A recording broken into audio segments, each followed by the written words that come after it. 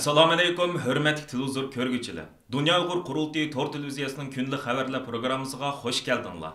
Men İftixar Abdurashid. Hurmatli ko'ruvchilar, tövəndə diqqətinizlər kunlik xabarlar programmamızın təfsilatı bo'lsin. Uzun yıllardan bu yan het bayramlarda Pakistandagi Uyg'urlarga yemek-içmek tarqitish orqali Pakistonda yashayotgan Uyg'ur qarindoshlarimizni o'zining razil siyosiy tashviqoti uchun foydalanishga urinib kelgan kommunist Xitoy hokimiyati bu yillik Qurban hayitida yana o'xshash vositani qo'llandi. Pakistondagi Uyg'ur jamoatiga vakillik qilayotgan Ömer Uyg'ur vaqfisining o'rinlashtirishida Dunyo Uyg'ur qurultiyi nomidan qurbonlik tarqitilganligidan oldin xabar topgan Xitoyning Pakistondagi bosh elchixonasi darhol Pakistondagi Uyg'urlar uchun 5 qurbonlik ajratgan. Ammo islomiyatning ashaddiy dushmani hisoblangan kommunist Xitoy hokimiyatining qurbonligini mutlaq ko'p sondagi Uyg'ur qarindoshlarimiz rad qilib, Dunyo Uyg'ur qurultiyi nomidan qurbonlik tarqitish o'rniga to'plangan. Afsuski, yana intayin oz sondagi ba'zi vijdonsiz va munofiq Uyg'urlar Xitoy bergan 5 qurbonlikni qabul qilgan. Sharq Turkiston xalqiga irqiy qirg'inchilik yurgizayotgan va xalqimizning diniy alayidliklarini butunlay yo'qotishga urinayotgan Xitoy hokimiyatining bergan qurbonligini qabul qilgan vijdonsiz Uyg'urlar Pakistondagi Uyg'ur jamoatining qattiq la'natiga va qog'ishiga uchirgan. Dunyo Uyg'ur qurultiyi nomidan Pakistondagi Uyg'urlarga tarqatilgan qurbonlikning Xitoy tarqatgan 5 qurbonlikdan nechasilab ko'p bo'lishimi Pakistondagi Uyg'ur jamoatining Xitoyni mazoq qilgan temasiga aylangan. Pakistondagi Ömer Uyg'ur vaqfisining raisi Ömer Uyg'ur apandimning bildirishicha, navbatda Pakistonning har qaysi rayonlarida 7000 atrofida Uyg'ur yashamoqda. Pakiston bo'lsa Xitoyning uzun yillik yaqin ittifoqdoshi bo'lgani uchun Xitoyning Pakistondagi ta'siri intayin kuchli.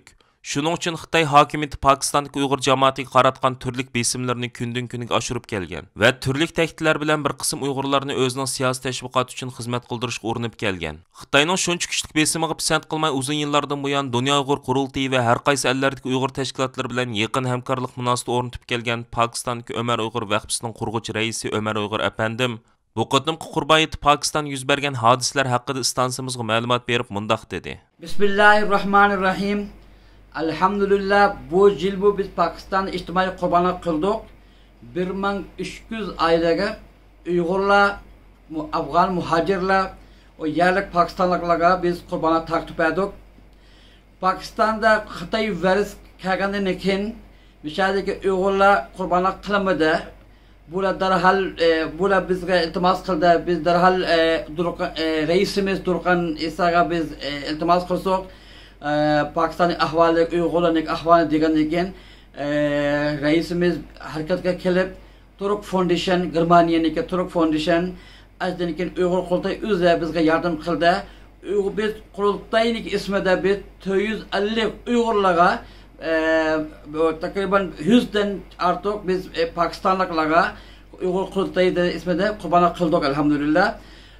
Bizni ko'rib Xitoy bu qurbonlik taqdim etdi. 5 qo'y tartib etgandan keyin mishadagi Uyg'urlarga biz Eidniki birinchi kuni, ikkinchi kuni biz qurbonlik berdik. Bergandan keyin mishada 5 qo'y mishadagi Uyg'urlarga biramay Xitoy pras Uyg'urlar munofiqlar o'zi bu qurbonlikni taqsim qilib o'zi yebdi. Alhamdulillah biz bu yil nihayat yaxshi ish qildik. Vakolatdan biz Pokistondagi Uyg'urlar Umar Uyg'ur vaqfi tarafdan biz raisimiz Turqan Isa Uyg'ur qurultayi bizga yardım qilgan hammalarga rahmat etmez. Hammalardan Alloh rozi bo'lsin. Assalomu alaykum Pokistondan Umar Uyg'ur. Dunyo Uyg'ur qurultiyi uzun yillardan buyon Germaniyadagi Turk islom tashkilotlari va Uyg'ur qarindoshlarimizdan yig'ilgan qurbonlik pulini dunyoning har qaysi ellardagi qiyinchilik ichida qolgan qarindoshlarimizga yetkazib berishni izchil davomlashtirib kelgan edi. Bu qatimmi yana necha yuzlagan qurbonlikni Afg'oniston, Pokiston, Qozog'iston, Qirg'iziston, O'zbekiston, Hindiston, Turkiya, Misr, Tayland qatorliq davlatlarga qarindoshlarimizga yetkazib berdi. Uzun yillardan buyon Dunyo Uyg'ur qurultiyining qurbonlik to'plash va tarqitish ishlariga bevosita yetakchilik qilib kelgan Qurultay ijroiya komitetining muavin raisi va Sharq Turkiston o'limalar birligining muavin raisi Turg'unjon Alovuddin hojim bu vaqtda istansimizga ma'lumot berib mundoq dedi. Qurbonlik qilish har qanday shart-sharoiti yor bergan, imkoniyati yor bergan musulmonga vojib. Bunga asosan butun dunyodagi musulmonlar o'zining shart-sharoitiga qarab, shart-sharoiti yor berganlar qurbonlik qilib, sharoiti yor bermagan, iqtisodi nachar, faqir, kambag'al musulmonlarga qurbonlikning go'shidan berish orqali shularni go'sht yeyishdan bahramand qiladi. Payg'ambarlar islom hadis-i sharifda Qurbanlık qilsanglar, qurbanlıkni 3 ga bo'linglar. Bir qismini oilanglarda, bir qismini do'st ziyoratlar bilan va yana bir qismini faqirlarga beringlar degan. Shuning asosan biz mu dunyoviy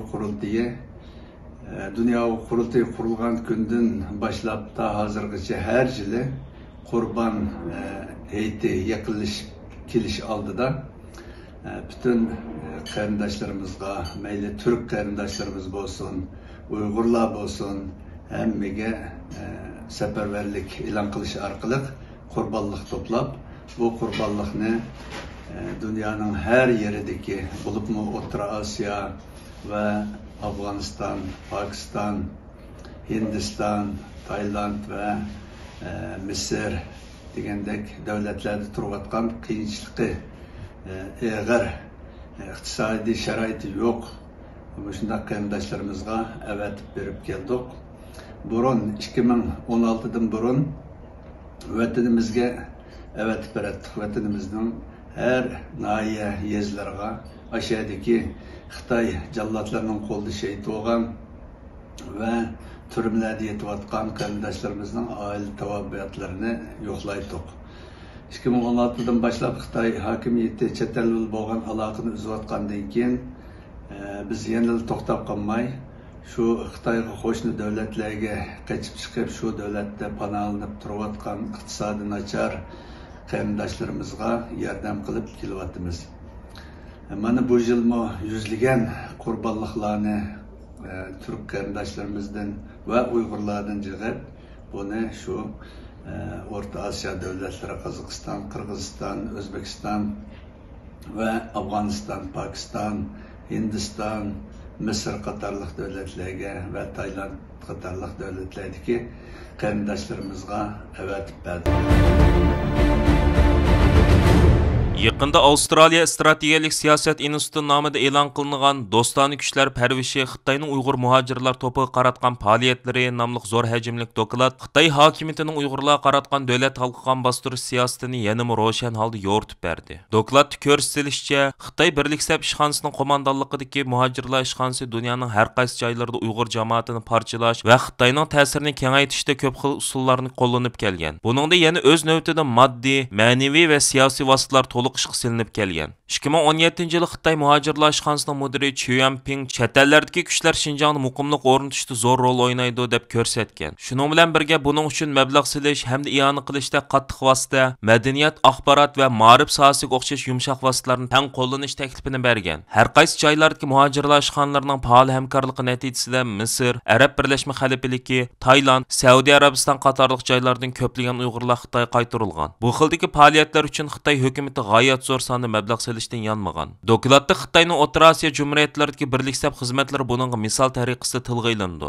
Aytilishicha, ilgirki vaqtlarda O'rta Osiyo Jumhuriyatlarida bo'libmi zo'r sonli Uyg'ur muhojirlar makonlashgan Qozog'iston va Qirg'izistonda hukumat amaldorlari Sharq Turkistondagi Uyg'urlar duch kelayotgan turli zulmlarga hissdoshlik va andishlarini bildirib kelgan ekan. Ammo 2010-yillardan keyin Xitoy hukumatining bu rayonlarga iqtisodiy jihatdan mablag' selish tufaylidan bu xil vaziyat kelmasga ketgan. Ömer Ali Adilbek Uli başçılıqidagi Qozog'iston Xitoy birlashmasi va Xuyumi raisligidagi Qirg'iziston O'rta Osiyo do'stlik jamiyati deganlar Xitoy hukumatining Birlik Sap ishxonalariga bog'langan tashkilotlar bo'lib, Xitoy haqidagi ijobiy tashviqotlarni kengaytirish, Xitoy qarshi harakatlarga zarb berish ularning doimiy xizmati bo'lib kelgan. 2017-yili Xitoy Birlik Sap ishxonasining rahbarlaridan Tan Tianshan Qozog'istonni ziyorat qilganda Ömer Ali Adilbek Uli oshkor holda "Men Xitoyda tug'ildim, Xitoyda cho'ng bo'ldim, keyinchi Qozog'iston fuqaroligiga o'tgan bo'lsam-u, qalbim har qachon Xitoy qarab talpindi" degan.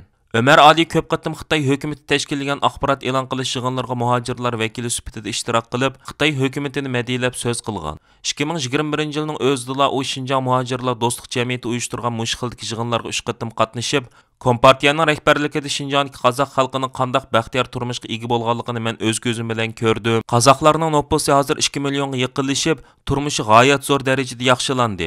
Kompartiya bo'lmagan bo'lsa, bular hargizmi amalga oshmagan bo'ladi degan. Shundaqla o'zi borgan joyda hech qanday qirg'inchilik yoki zulmni ko'rmaganligini ta'kidlagan. Xitoy muhojirlar ishxonasiga bog'lanishliq muhojirlar tashkilotlarining yana bir turlik muhim vazifasi turli yo'llar orqali muhojirlarga va ularning vataniga urug' tuqqanlarga doir xususiy uchurlarni yig'ish bo'lgan. Bu bolsa vatandagi muhojirlarning urug' tuqqanlarini go'rib kelishda muhim rol o'ynagan. Buningda 1997-yildan keyin chet elga chiqqan barliq Uyg'urlarning hamda ularning vatandagi urug' tuqqanlarining xususiy uchurlarini, ularning siyosiy mavqesi, vatanga bo'lgan pozitsiyasi, dushman kuchlarning ash muhojirlardan qanday foydalanayotganligi qatorliq ma'lumotlarni yig'ish markaz qilindi ekan. Xitoy Markaziy muhojirlar ishxonasining mudiri Li Haifeng 2012-yilda chet ellardagi muhojirlarga doir barliq uchurlarni bir sonliq ma'lumotlar ombiriga to'plash navbatdagi muhojirlar xizmatining muhim ehtiyoji deb ko'rsatma bergan. 2014-yil bo'lsa atalmış Uyg'ur Abnum rayonluq hukumatning Xitoy Jamoat xavfsizlik ministerligi va Markaziy muhojirlar ishxonasi bilan hamkorlashib chet ellardagi oz sonliq millatlardan bo'lgan Xinjiang muhojirlariga doir uchur ombiri qurib chiqmoqchi bo'lganligi Xalq gazetida rasmiy e'lon qilingan. Buningga Bingtuan sistemasi yaqindan hamkorlashgan bo'lib, bu sondonlardagi uchurlar Xitoy hukumatining oshxildagi parvishkorlik xizmati uchun ishlatilgan. Xitoy hukumati bu xizmatlarni o'ngishli qanot yoydirish uchun Sharq Turkistonda muhojirlar tarixiy tadqiqot o'rni degandek muassasalarni ta'sis qilib muhojirlar xizmatiga lozimli kadrlarni tarbiyalash. Chet ellardagi muhojirlar orasida oshkora yoki yoshirin ravishda o'zlarining kontrolidagi muhojirlar rahbarlarini yetildirish deganlarga nurg'un mablag' ajratgan. Bo'libmi taklif qilish va sirtqa chiqarish uslubida muhojirlarning geliga urush, muhojirlar ishxonasining xodimlarini sirtlarga chiqartib uchur to'plash, xizmatlarga yo'l ko'rsatish, Sharq Turkiston kuchlarini yetim qoldirish degandek ishlar ko'p qatim qo'llanilgan hamda unumli xizmat shakli deb xulosa chiqarilgan. Dokladda buning eng tipik misoli qatorida Pokistondagi bir necha birlashma tilga ilindi. Bo'libmi Xitoy hukumatidan 200 ming so'm, taxminan 31 ming Amerika dollari iqtisodiy yordam olgan Rawalpindi Xitoy birlashmasining raisi Muhammad Nasirxon 2021-yildagi birlashma video yig'inida Uyg'ur Abnum rayonluq Partikom va Xitoy muhojirlar ishxonasining amaldorlari bilan bir munbarda Amerika boshchiligidagi dushman kuchlarning Xinjiang haqidagi yolg'on yovdoqlarini pash qilayli temasida so'z qilgan. Dokladda aytilishicha, Xitoy muhojirlar ishxonasi va birliksab bo'limining Uyg'ur muhojirlar to'pini parchalash va ularga ta'sir ko'rsatishidagi bir muhim chorasi ularning oshkor yoki yoshirin yo'llar orqali qo'llash bilan bog'liq keladigan madaniyat faoliyatlari ekan. Bo'libmi sehrlik Xinjiang nomidagi madaniyat faoliyatlarida Uyg'urcha naqsh musiqa, hatto Uyg'ur muqomi deganlar doimlik mazmunlar qilinadigan bo'lib, buningda Xitoy hukumatining Uyg'urlarga xos madaniyatni qanday qo'g'dayotganligi namoyon qilindi ekan. Buningda doimlashgan faoliyatlarning biri san'at o'miki nomidagi artistlar guruhini ishga solish orqali Uyg'urlarning baxtiyor turmush kechirayotganligi haqidagi bayonlar o'tirg'i tashlandi ekan. Dokladda misol uchun berilgan hadislarning biri Sharq Turkistondagi zo'r tutqun va lagerga qamash harakati boshlanganda, ya'ni 2016-yil aytiyozda muhojirlar ishxonasi tashkillagan oshxil faoliyatlarning biri Avstraliyaning Sidney shahrida sahnaga ilib chiqilgan. Buningda shu joydagi Uyg'ur savdogarlardan Abdulhamid Sodiq aktiv rol o'ynagan hamda Erkin Osiyo radiosining ziyoratini qabul qilganda o'zining Xitoy elchixonasi bilan bo'lgan yaqin munosabatini yoshirib o'ltirmagan. Xitoy hukumatining qo'li bilan ro'yobga chiqadigan bu xil faoliyatlar, ya'ni Xinjiang yemak-ichmaklari, Xinjiang liboslari degandek nomlardan o'tirg'i chiqqan. Ammo keyincha Uyg'ur yemak-ichmaklari va kiyim-kechaklarni o'tirib namoyon qilgan artistlarning ko'pincha Xitoylar ekanligi, ular orasida Uyg'urlarning yo'q deyarlik ekanligi oshkor bo'lgan. Bu xil faoliyatlar Sidney va Adelaide shaharlarida ko'p qitim o'tirg'i chiqqan ekan. Dokladda ko'rsatilishicha, Xitoy muhojirlar ishxonasi faol ko'z tikib kelayotgan parvish obyektlari muhojirati cho'ng bo'lgan Uyg'urlar ekan. Xitoy muhojirlar ishxonasining tor betidagi maqolalarining birida Xinjiang muhojirlar xizmatining kelgusi umidi 2 va 3 avlod Xinjiangliklarni tarbiyalashda. Ular bilan yaxshi munosabat o'rnatish, ishonch barpo qilib milliy bo'lginchilarni cheklashga emas, ya'ni ijtimoiy muqimlik o'rnatishimizga foydali deyilgan. Xitoy hukumati bu jihatda yana siyosiy shon-sharaf taqdim qilish, savdo fursati va iqtisod manfaat sharoit yaratib berish orqali Sabir Bug'do, Anvar Abaydulla, Ömer Ali Adilbek Uli qatorliq bir turkum ulgilik shaxslarni barpo qilib chiqqan. Shuning bilan birga Xitoy hukumati bilan hamkorlashishning qanday parlaq istiqbolga ega ekanligi ko'z qilingan. Texmo muhimi oshxil yo'sinda Uyg'urlarning vakili deb tiklab chiqilgan bu yetakchilar oshkor holda Xitoy hukumatiga qarshi tanqidlarni ayiblash hamda boshqalarni gangirtib qo'yish rolini o'ynab kelgan.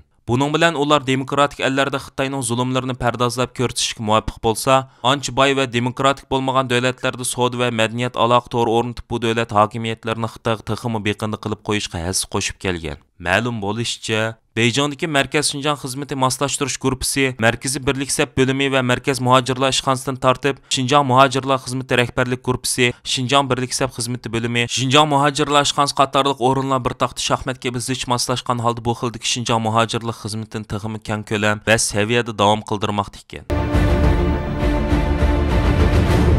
Xitoy hokimiyatining bu yillik Qurbaniyat mezgilidami yana saxta manzaralarni yasab chiqib, xuddi Sharq Turkiston xalqi baxtiyorlik ichida Qurbaniyatni kutib olgandek bir manzarani yaratishga urinishi, hatto telefon orqali bo'lsa-mu vatandagi ota-ona va urug' tuqqanlarining hayitini muboraklashdan mahrum qolgan Sharq Turkistonlik qarindoshlarimizning kuchli g'azabini qo'zg'adi. Qurbaniyat Uyg'urlarning ko'p asrlik madaniyat an'anasida cho'nqur o'rin olgan bir diniy va milliy bayram bo'lib keldi. Halbuki diniy va milliy urf-odatlar bilan yashash butunlay cheklangan, namoz o'qishi, hatto assalomu alaykum deyishimi jinoyat sanalgan Sharq Turkiston Uyg'urlarining butun dunyo musulmonlariga o'xshash Qurban hayitini xushal-xuram o'tkazishiga ishonamsiz? Hatto urug' tuqqanlarmi bir-birining uyida ozodi kirib chiqolmaydigan sharoitda Uyg'urlarning o'z uyida Xitoy kadrlar qo'shmoq tuqqanlar bilan hayit o'tkazayotganligidek rasm va videolarni ko'rganingizda Xitoy tashviqot vositalariga qarab yolg'ondan kulishga majbur bo'layotgan Uyg'urlarning holini qiyos qila olamsiz? Bu yil Qurban hayit harfisidan boshlab mana mushundoq Uyg'urlar baxtiyor va xotirjam Qurban hayit o'tkazmoqda deganda Xitoyning saxta tashviqotlari yolg'iz Xitoyning hukumat boshqaruvidagi uchur tashviqot vositalarida emas, balki har turli ijtimoiy taratqush usblarida avj olmoqda. Şinjan gezitining 11-iyun kundagi maxsus Qurban hayit munosabati bilan e'lon qilgan xabarda Şinjandagi har qaysi millat kadrlari va omma Qurban hayit bayramini birga o'tkazdi, mazali yemeklardan huzurlandi, naqsh aytish va usul o'ynashdan huzurlandi, jam bo'lish to'g'risida paranglashdi deb tashviq qilgan. Uningda 7-oyning 10-kuni Xotan shahrining Manzur rayonida her millet kişilerinin hayitlik kiyimlerini kiyip, naqsh aytib, usul oynab, Qurban hayitini tabriklaganlik suratlar bilan tushuntirilgan bo'lib, Qurban hayit mezgilida viloyatimizga kadrlar va her millet kişileri Qurban hayitini har xil usullar bilan birga o'tkazadi. Tangirtig'ining shimoliy va janubining hamma yerida xushal va tinch bayram kayfiyati bor deb yozgan. Xitoyning Sharq Turkistondan tarqatilgan Tangirtog' tori, radio televiziya xabarlarining hammasida degidek bu xil Qurban hayit tashviqotlarining suratlarini ko'rgili bo'ladi. Xitoy tashviqot xabarlaridagi bu xil suratlik va videolik tashviqot xabarlarida Uyg'urlarning xushal-xuram Qurban hayit o'tkazganligi tashviq qilingan. Dunyo Uyg'ur qurultiyi qonun komitetining mudiri va Kanada Uyg'ur haqlarini qo'g'dash tashkilotining direktori Mehmet To'xta apandi matbuotlar qilgan so'zida Xitoyning bu yillik Qurban hayit mezgilidagi saxta tashviqotlarga qarta kuchli inkas qaytardi. Xitoy hukumati o'zining Uyg'ur elidagi jinoyatlarni yepish va yushirish uchun yaqindan buyon bu xil tashviqotlarga yanada zo'r mablag' va kuch ajratadi. Shundaqla Xitoyning asosligi chet elga qarta kuchab elib berayotgan bu tashviqotlardan biz uning rayondagi siyosatlari sababli xalqaroning ig'ir besimiga uchrab yolg'iz qilayotganligini va bu besim orqali tashviqot elib berishga majbur bo'layotganligini ko'ra olamiz deb ko'rsatdi. Aziz ko'rmanlar, yuqorida diqqatingizga Dunyo Uyg'ur qurultiyi tor televiziyasining kundalik xabarlar programmasini sundik. Keyin qitimliq sonimizda ko'rishaylik. Aman bo'lgaysizlar. Stansimizning YouTube kanaliga a'zo bo'lishni unutmang. Xayr xo'sh.